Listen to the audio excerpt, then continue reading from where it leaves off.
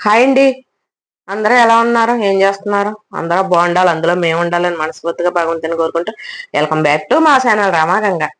ఈరోజు పచ్చళ్ళపప్పు పచ్చడి చేస్తున్నానండి. దానికి ఏం కావాలో మీకు చూపెడతాను. అందరూ చేసుకునేదే కదా, ఇదేముంది అనుకోకండి. పచ్చళ్ళు చాలా రకాలుగా చేసుకుంటారు కదా. పచ్చళ్ళపప్పు చిన్న గ్లాస్ తీసుకున్నాను.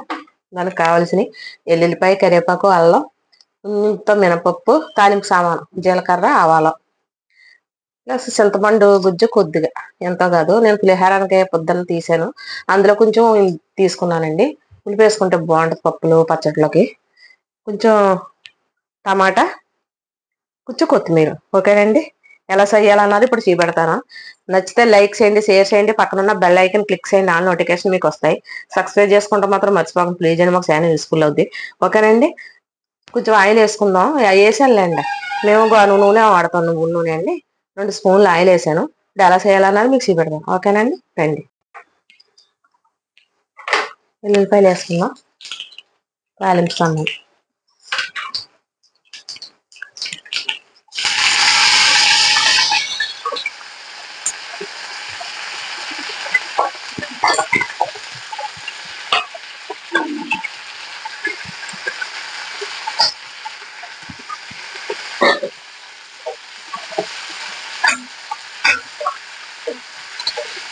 మీ ఇంట్లో మీరు ఏం చేస్తారో నాకు కామెంట్లో చెప్పండి. తర్వాత పచ్చడి చేసాక కొంచెం మంది తాలింపు పెట్టుకుంటారండి. నేనైతే ఇంక తాలింపు పెట్టను. తాలింపు వేయను, ఆల్రెడీ ఇంకేపేస్తున్నాం కదండి. ఇంకా తాలింపు వేయటాక ఏముంటుంది అనుకుంటాను నేనైతే. ఇప్పుడు వేసేద్దాం పచ్చళ్ళపప్పు. ఓకేనండి. చాలా బాగుంటుందండి ఇది. ఇడ్లీలోకి కానీ, రైస్లోకి కానీ, దోశల్లోకి కానీ, బజ్జీల్లోకి కానీ చాలా టేస్ట్గా ఉంటుంది. ఒకసారి మీరు కూడా ఇలా ట్రై చేయండి. ఎలా వచ్చింది అన్నది నాకు కామెంట్లో చెప్పండి. ఓకేనండి. దోరగా వేపుకోవాలండి, చాలా కమ్మగా ఉంటుంది. కొంతమంది కంది పచ్చడి చేస్తారు. మొన్నసారి నేను మిరపపప్పు పచ్చడి చేశాను.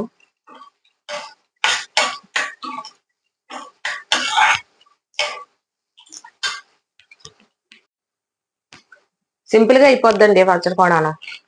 మీ కారానికి తగ్గట్టు వేసుకోండి. ఇంకా పచ్చిమిర్చి గట్ట వేయకూడదండి, ఫ్లేవర్ మారిపోద్ది పచ్చిమిర్చి వేసినా గట్ట. ఎండుమిరపకాయలు అయితేనే బాగుంటుంది, టేస్ట్ కూడా బాగుంటుంది.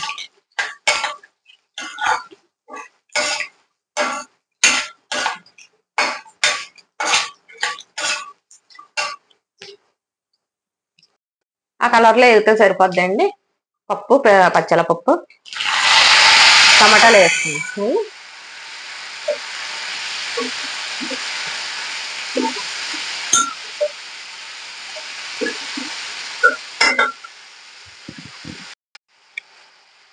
టమాటాలు కూడా మగ్గినాయండి.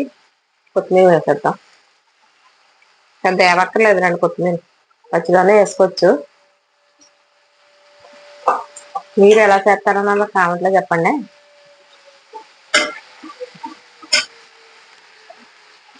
ఇది తాలింపు వేయక్కర్లేదండి, మిక్సీ పెట్టాక మిక్సీ పెడతాను.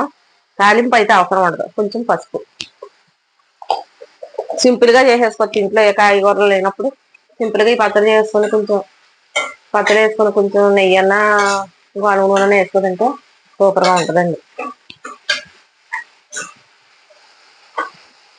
చింతపండు గుజ్జు కూడా మీరు పులుపు తగ్గట్టు వేసుకోండి అండి. ఫ్రిడ్జ్లో పెట్టుకుంటూ ఉంటుందండి 2-3 రోజులు.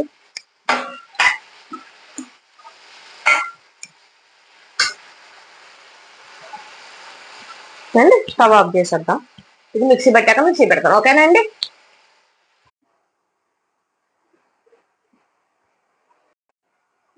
చల్లారిపోయిందండి. ఇది మిక్సీ పెట్టేస్తాను, మిక్సీ పెట్టాక మిక్సీ పెడతాను. ఓకేనండి.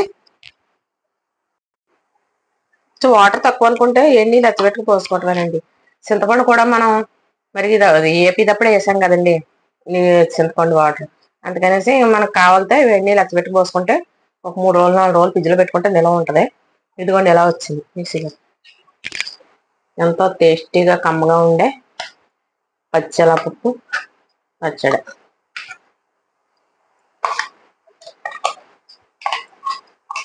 చాలా కమ్మగా ఉంటుందండి, చాలా టేస్ట్గా ఉంటుంది. ఒకసారి మీరు కూడా ఇలా ట్రై చేయండి.